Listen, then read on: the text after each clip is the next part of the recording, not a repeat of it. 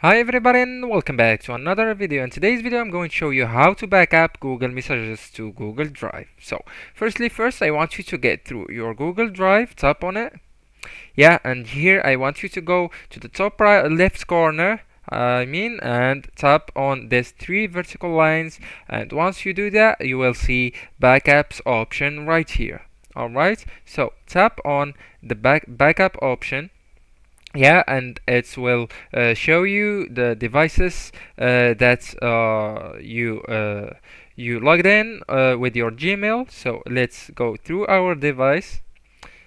Okay, and here you will see all the backups that can be allowed, or you already allowed the Google Drive to backup.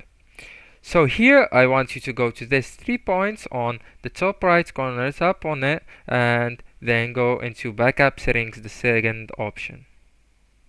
Yeah, so here you will check if this thing is on or off. So if it's off, it will be on the left side. So you need to tap on it to make it to the right side. And also you will check here the backup details if it's